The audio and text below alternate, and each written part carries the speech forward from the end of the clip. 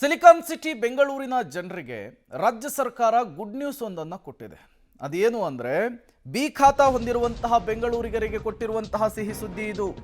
A ಖಾತಾ B ಖಾತಾ ಗೊಂದಲಕ್ಕೆ ಸಚಿವ ಸಂಪುಟ ತೆರೆ ಎಳೆಯುವಂತಹ ಕೆಲಸವನ್ನ ಮಾಡಿದೆ. ಇರುವಂತಹ ಗೊಂದಲವನ್ನ ಬಗೆಹರಿಸುವಂತಹ ಕೆಲಸವನ್ನ ಮಾಡಿದೆ. ಎ ಖಾತಾದಂತೆ ಬಿ ಖಾತಾಗೂ ಕೂಡ ಅಧಿಕೃತ ಮಾನ್ಯತೆಯನ್ನ ಕೊಡಲಿಕ್ಕೆ ರಾಜ್ಯ ಸರ್ಕಾರ ತೀರ್ಮಾನಿಸಿದೆ. ನಿನ್ನೆಯ ಕ್ಯಾಬಿನೆಟ್ ಮೀಟಿಂಗ್ನಲ್ಲಿ ಇದಕ್ಕೆ ಗ್ರೀನ್ ಸಿಗ್ನಲ್ ಸಿಕ್ಕಿದೆ. ಶೀಘ್ರದಲ್ಲಿಯೇ ರಾಜ್ಯ ಸರ್ಕಾರದಿಂದ ಅಧಿಕೃತ ಅಧಿಸೂಚನೆ ಕೂಡ ಹೊರಬೀಳುತ್ತೆ. ಈ ಮೂಲಕ ಬೆಂಗಳೂರಿನ ಜನರಿಗೆ ರಾಜ್ಯ ಸರ್ಕಾರ ಗುಡ್ ನ್ಯೂಸ್ ಅನ್ನು ಕೊಟ್ಟಿತ್ತು. ಎ ಖಾತಾ ಮತ್ತು ಬಿ ಖಾತಾ ವಿಚಾರದಲ್ಲಿ ಸಾಕಷ್ಟು ಗೊಂದಲಗಳಿದ್ವು. ಪ್ರತಿನಿತ್ಯವೂ ಕೂಡ ಜನರು ಕಚೇರಿಗೆ ಅಲಿಬೇಕಾದಂತಹ ಪರಿಸ್ಥಿತಿ ಇತ್ತು. ಇದರ ನಡುವೆ ಈಗ ಜನರ ಗೊಂದಲಗಳನ್ನು ಸರಿಪಡಿಸುವಂತಹ ಕೆಲಸಕ್ಕೆ ರಾಜ್ಯ ಸರ್ಕಾರ ಮುಂದಾಗಿದೆ. ಬೆಂಗಳೂರಿನ ಜನರಿಗೆ, ಅದರಲ್ಲೂ ಕೂಡ ಬಿ ಖಾತಾ ಹೊಂದಿದವರಿಗೆ ಸಿಹಿ ಸುದ್ದಿಯನ್ನು ಕೊಡಲಾಗಿದೆ. ಹಾಗಾದರೆ ಹೇಗಿದು ಗುಡ್ ನ್ಯೂಸ್ ನೋಡ್ತಾ ಹೋಗೋಣ. ಎ ಖಾತಾದಂತೆ ಬಿ ಖಾತಾಗೂ ಕೂಡ ಅಧಿಕೃತವಾಗಿ ಮಾನ್ಯತೆಯನ್ನು ಕೊಡುವುದಕ್ಕೆ ರಾಜ್ಯ ಸರ್ಕಾರ ಪರ್ಮಿಷನ್ ಅನ್ನು ಕೊಟ್ಟಿದೆ.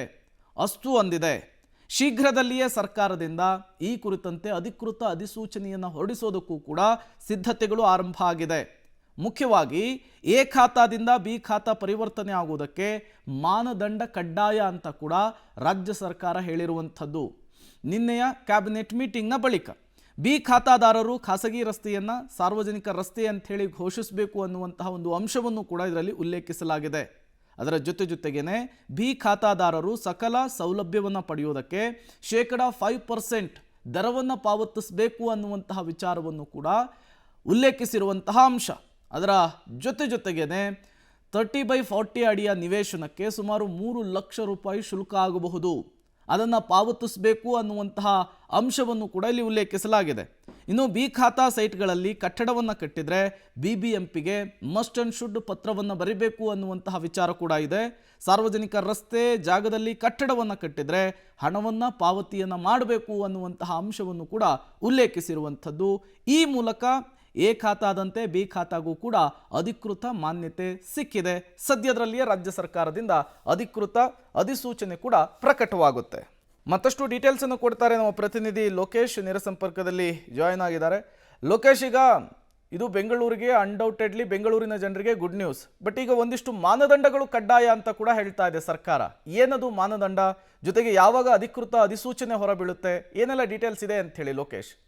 ಪ್ರೇಮ್, ಈಗ ಬಿ ಖಾತಾಗಳಿಗೂ ಕೂಡ ಎ ಖಾತಾ ರೀತಿಯಲ್ಲಿ ಕಾನೂನು ಮಾನ್ಯತೆಯನ್ನು ಮಾಡೋದಕ್ಕೆ ಸರ್ಕಾರ ಈಗ ಮುಂದಾಗಿರುವಂಥದ್ದು. ಆ ಕಾನೂನು ಮಾನ್ಯತೆ ಮಾಡಬೇಕಾದ್ರೆ ಒಂದಿಷ್ಟು ಮಾನದಂಡಗಳನ್ನು ಬಿ ಖಾತಾದಾರರು ಅನುಸರಿಸಬೇಕಾಗುತ್ತೆ. ಅಂತಹ ಮಾನದಂಡಗಳನ್ನು ಈಗ ಗ್ರೇಟರ್ ಬೆಂಗಳೂರು ವ್ಯಾಪ್ತಿಯಡಿ ಅಧಿಕಾರಿಗಳು ತಯಾರಿಯನ್ನು ಮಾಡ್ತಾ ಇರುವಂಥದ್ದು. ನಿನ್ನೆ ಕ್ಯಾಬಿನೆಟ್ನಲ್ಲಿ ಪ್ರಮುಖವಾದಂಥ ಒಂದಷ್ಟು ಮಾನದಂಡಗಳ ಬಗ್ಗೆ ಚರ್ಚೆ ಆಗಿರುವಂಥದ್ದು.